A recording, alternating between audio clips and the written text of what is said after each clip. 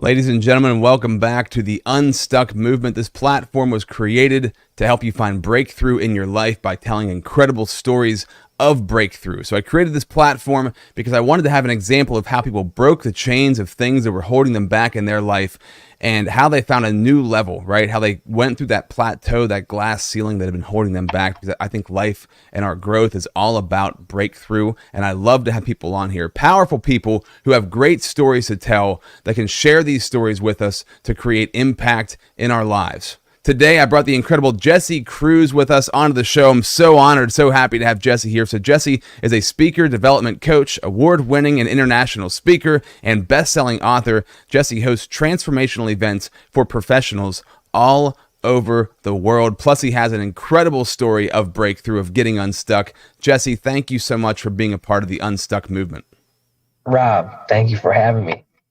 Absolutely, man. So I love to launch these episodes with a question because you know, and I know, you ask the right questions in life, you get better answers in your life. So I want to ask you a question that will set the stage for us here on this episode.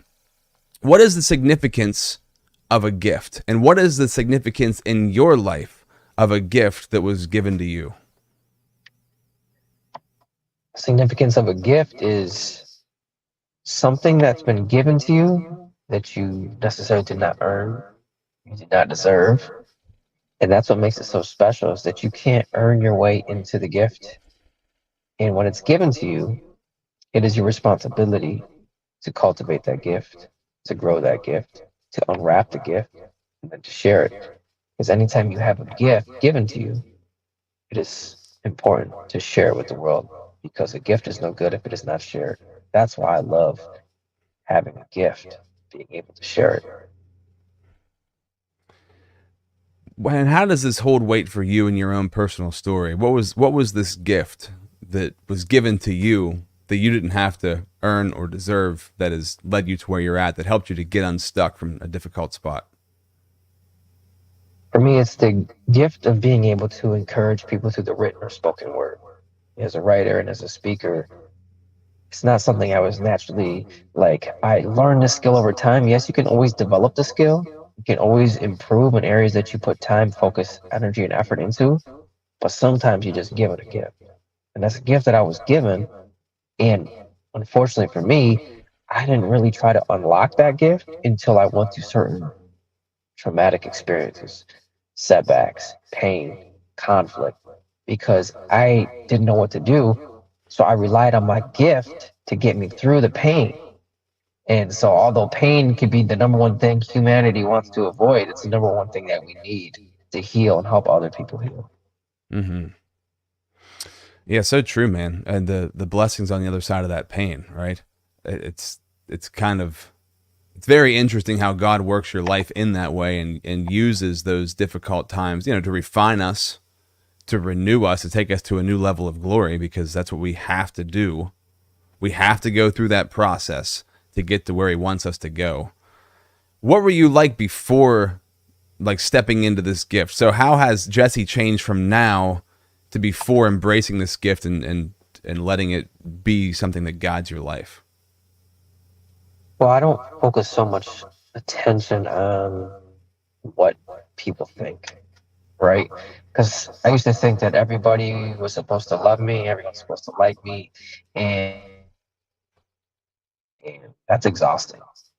And now I realize that there's only specific people that I'm here to impact. Yeah, of course, you want to impact everybody, but not everybody's your assignment.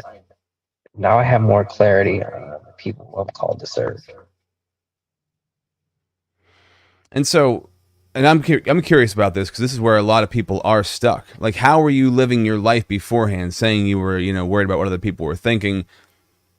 When you were stuck in that place, what were you keeping yourself from, right? What were you holding yourself back from being in that place? And how did you react to life in general by being stuck in that place?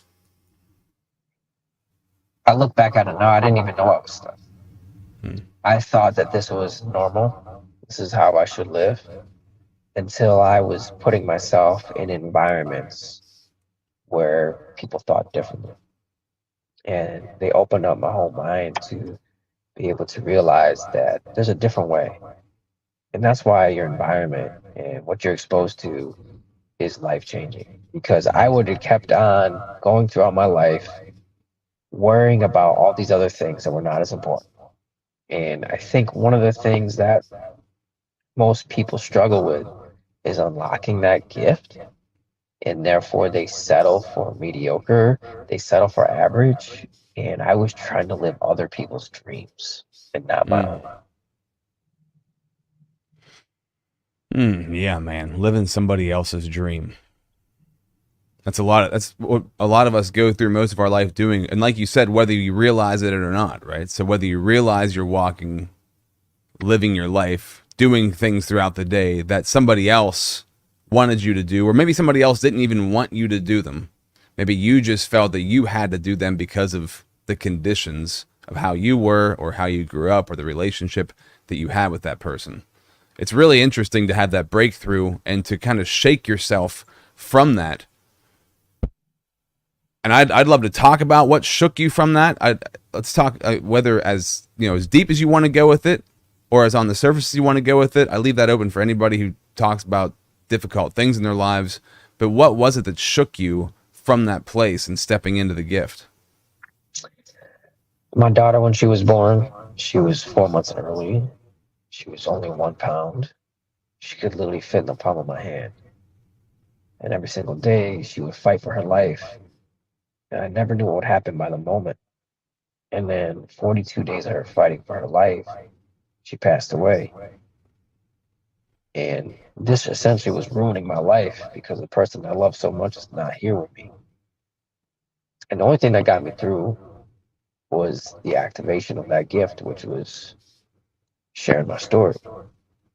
And I believe we're designed to connect with people through our stories and leverage the pain, transform that into purpose, and to help other people grow. And I think it is the absolute worst moments of our lives, if we're careful with them, can turn out to be one of the most impactful moments that we can use that energy, channel it in a positive way, and change lives forever. That's really true, man. Whether we decide to use it or not, and if we can get through it, we find, and a lot of us, I know you did, I know I do, rely on God, rely on Jesus to help us get through those difficult places. Because when there's less of you, there's more of Him, and to get through. And I've gone through stuff over the past couple of years, man, that like, I don't know how to get through it. I don't know what to do with it. I don't know how to do it. Like, so it can't be me that is going to get me through it because I'm ill-equipped. I do not have the tools and resources of my own like knowledge or upbringing or whatever it might be to get me through the things I had to get through. So I had to rely on God to get me through it and to use the pain. And I think every single episode, man, every episode I talk about making your mess your message because it comes up in all of these conversations. But when you take that thing that was the mess and you give it to God, you get through it. Now you can use it as a vehicle, which is the gift, right? You can use it as the vehicle to take you where God wants to take you. And you said about like leveraging the pain and then sharing the story. And I had your wife Des on here too, which was another amazing conversation because you are an amazing couple. You two are just incredible together. And I hear, when hearing her talk and hearing you talk and sharing, it's like you both have embraced this concept and embrace it like in different ways because you're two different people. But the concept is sharing the story and healing through the story. How long did it take you to first start sharing your story? And when did you notice, like, wow, this is starting to make like a seismic shift in my life? I would say I started to talk about it a couple years later. I started to write about it immediately. So the writing portion, that helped me start to heal. But once I started to start, like the impact was probably a couple years later, because it took me a while to try to process that. And, it's been several years and there's still moments of weakness that I have, still times where I'm just like, I don't get it. I get angry, frustrated, I'm sad, I'm hurt all these years later. So I just don't understand. But one thing I have learned is that reaching more people, a requirement is deep pain.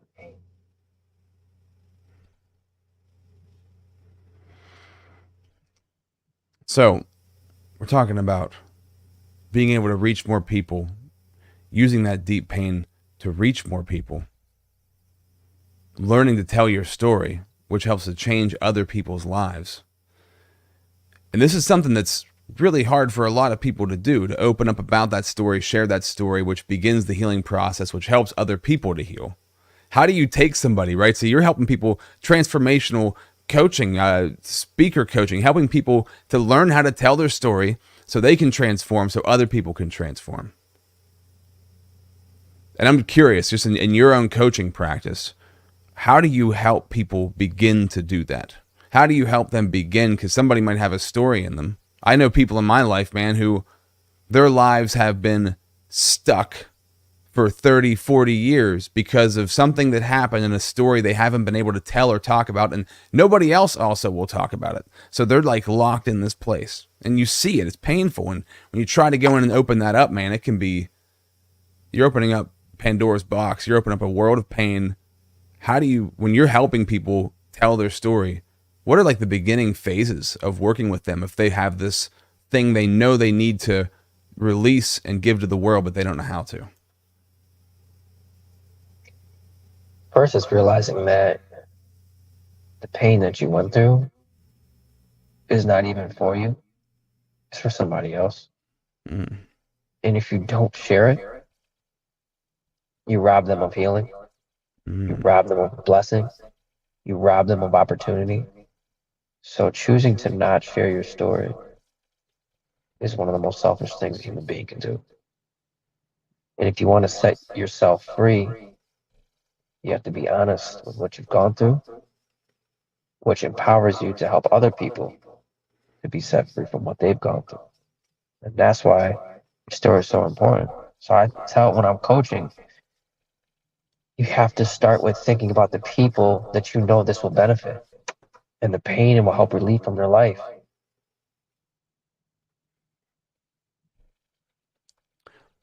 I love what you said there. The pain is for someone else. So that says to me, because that's really good. That says to me, like, wow, no wonder if this pain's in you and it's bottled up and it's bothering you so much. This pain is like eating you alive. The reason it's doing that is because it's not for you to hold on to. It's for you to give. You need to talk about this pain, turn the pain into a story that you share, because that pain is for somebody else. Can you elaborate on that a little bit? Is that kind of how you look at it too? And just go into a little bit of elaboration on that. Why is that pain not for you? Why is it for someone else? Because somebody else went through something similar and nobody showed them how to get through it. No one provided them a blueprint or a roadmap or the right strategies and tactics to help them get through it. Because everybody's sitting around waiting for somebody else to tell them how to do it. We're all sitting back waiting for this guidance and instruction and coaching. And so we all just stay silent. And that's why it's so important when you share your story, it's about courage. And yeah, that pain changed your life. And if you use it the right way, it'll change the lives of many. Do you feel like there's levels of honesty So I'm curious about this for you, because I think the more open I get and honest I get with myself, and the more I tell my story, the more I can reveal deeper levels of honesty about it to myself, right? So I can be honest with myself, and then I can also be honest with other people about things that I was very uncomfortable being honest about before, or maybe not even being honest about, just I was afraid to share these things before, right? So what are your thoughts on that? And this just came up to me as you were talking. I thought, like, wow, when you said about being honest, it's like I start by being a certain degree of honest, and then the more comfortable I get in that, I can be more honest. Have you found that there's levels to that for you as well? Yeah, I mean, I think it's depending on the setting, the relationship. Also, spiritually feeling led. Sometimes it's appropriate to share one part of your story, and other times it's not. Mm. What I see a lot of people doing when they're looking to grow their business, they're sharing certain aspects of their life and their story. There's different ways to share that story effectively. Early on, when I would share my story, I would share my story from a place of my woundedness. Now I share my story from a place of healing. And there's a complete difference in those two things. And so once you're able to share from a place of your healing, you can actually go deeper to a greater level of honesty. Because if you're not ready to be healed and you try to share your story too soon and go that deep, then you're up there crying in a mess and you can't really serve the people you're called to impact. Boy, that is so true, man. When you can speak to that place from a place of healing versus the woundedness, because when you're speaking it from a place of woundedness, there's still going to be some bite to the story that you wouldn't normally have there. Like when you come from a place of healing, you're speaking from a place of love, so you can really see this situation more objectively. When you're in that wounded place, you're still feeling it subjectively. So I guess you can still impact people from a subjective wounded place, but it's going to not have as deep of an impact, and it's probably going to have a different impact. But that place of healing, man, and that objectiveness to speak from that's amazing. I love that. That's so good. Okay, so I want to ask you about your faith and talk about your faith and dive into that. First, we're going to get to a quick ad from Jose Escobar and the Connected Leaders Academy, the sponsor of this podcast, who makes this thing possible. So check this out real quick, and we're going to talk to Jesse about his faith and what that means to him in his life.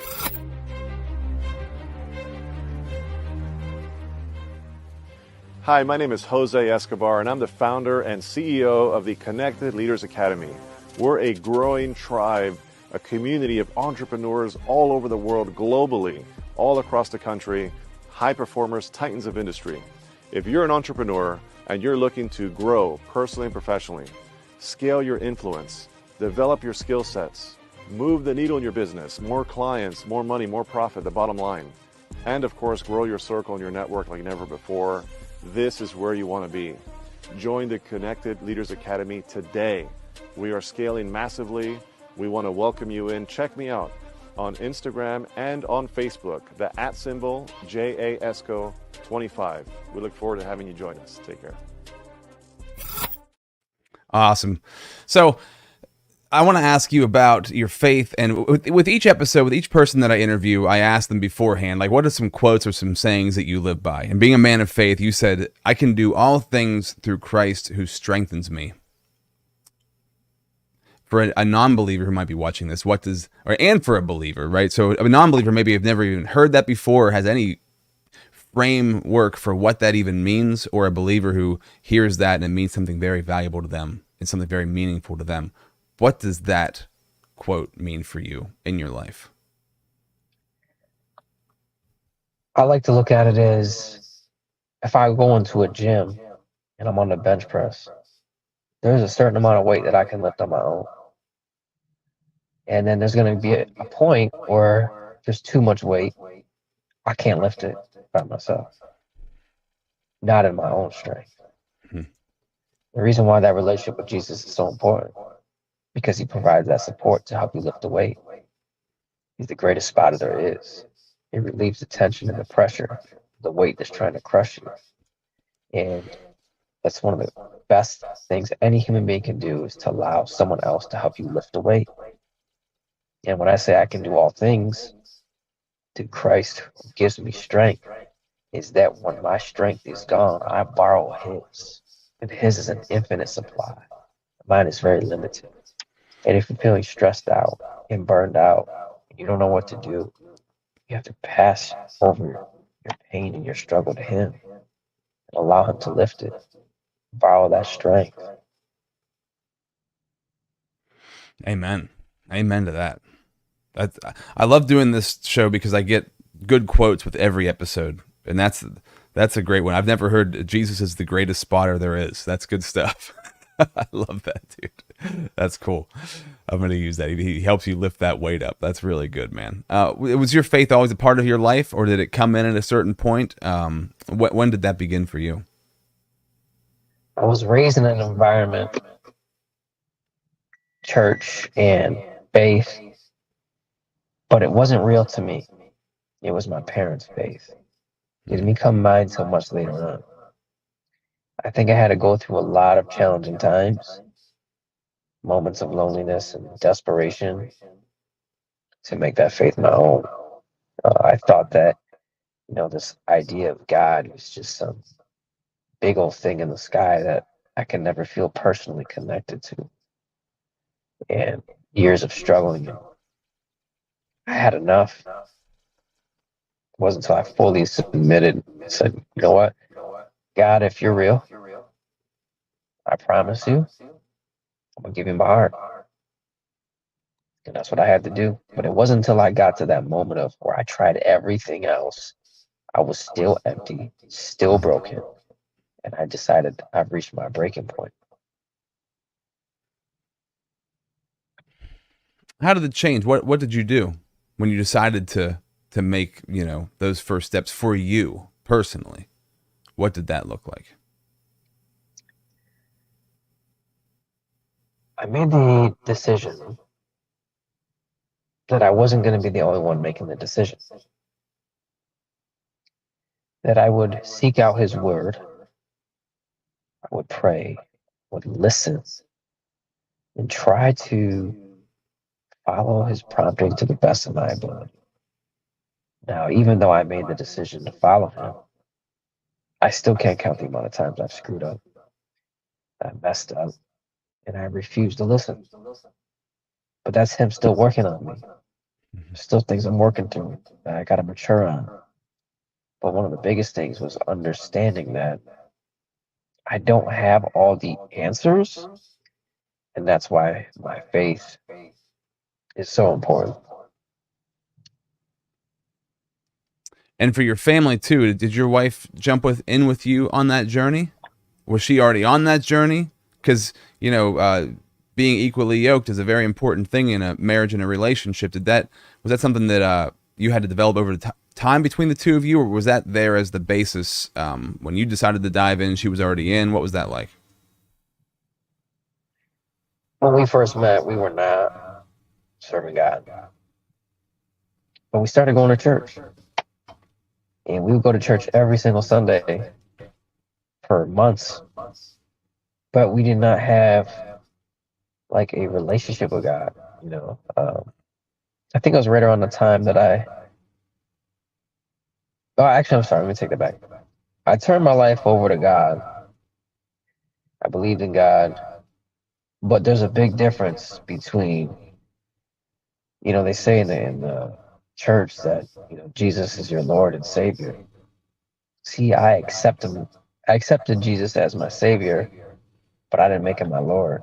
Mm-hmm. There's a difference. I believe that he died and rose again for my sins, but I didn't make him Lord of my life. It took me a while to get there. And so when I met her, she was just starting to go to church, and I was going to church for a little while and trying to learn more about God. And I had come to the faith a little earlier than her, but not much later, a few months afterwards, she turned her life over to the Lord too. And we've been on this journey of serving the Lord ever since. Amazing. I love that. Love to hear that, dude. It's beautiful to see the two of you do that. And I know that you're both very much devoted to your faith, and I can see it between the two of you, the way the two of you interact, the way the two of you collaborate together and communicate. It's a really when you see that in a couple, it's a very inspirational and contagious thing, and you want that for yourself. So man, I love seeing that, and I think that's something that draws people to the two of you. Something I wanted to ask you as we come to the close here, because I've never asked you this, but I've noticed this from you, because we've had many conversations and have been around each other many times. You seem to really own silence in a way that a lot of people don't, and you're very comfortable in yourself, and so I want to ask you about that. Like, did you have to learn how to like own silence and own? You'll make a statement and that's it. There's no, I mean, what I mean? Like you'll let the silence kind of sit there and because there's a lot of power in that place, and there's a lot that comes from that place. I mean, that's where the Holy Spirit is, in that silence. So is that something that you cultivated over time? Is that just naturally who you are? Well, I think there's power in words, but there's also power in the words that you don't speak. And I believe that one of the greatest communicators in the world, what they can do is allow the silence of the moment to fill the room. And I believe that comes with patience and the desire to listen and understand people. When I'm speaking on stages or I'm on a podcast, anything like that, I want to be able to speak clearly, but I also want to be able to listen clearly. And so when I'm speaking, I'm also borrowing time of silence to connect with the people I'm connecting with. Mm. And so anytime that I'm in a conversation, anytime I'm on a stage, I'm doing my best to try to find moments of silence that I can leverage to hit the heartstrings, to connect with the mind, connect with the spirit of the person who needs to hear it. Yeah, I can tell, man. It makes an impact. In a conversation, it makes an impact. I come from the world of radio, where I was taught, I was in radio at 15 years old. And one of the things that was said to me was, well, you got to talk until you figure out what you're going to say.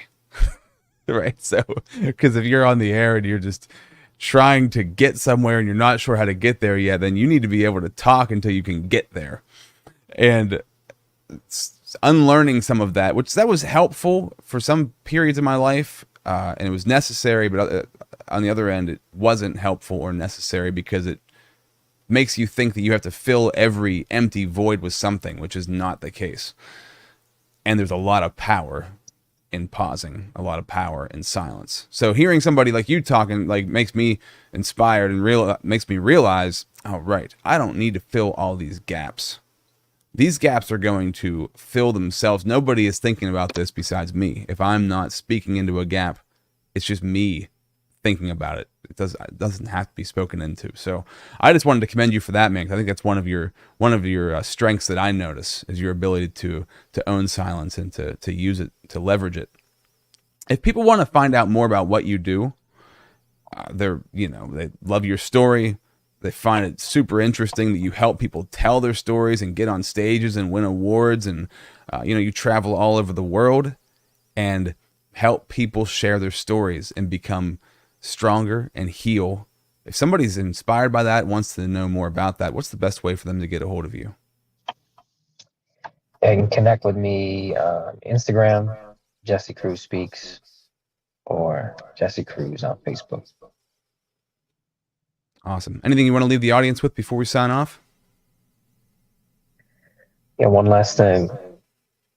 Just think of that person that you love, that you care about, what you want the best for. Now think that you have the solution to their problem. That's exactly what's happening when you don't share your story. You leave that person that you care about, that you love and adore, you leave them in the darkness. Your story is a light for their life. Therefore, your story is life-giving. Now go give the gift of your story. Go give the gift of your story. I love that. Jesse Cruz, thank you so much for being a part of the Unstuck movement. Thank you for having me.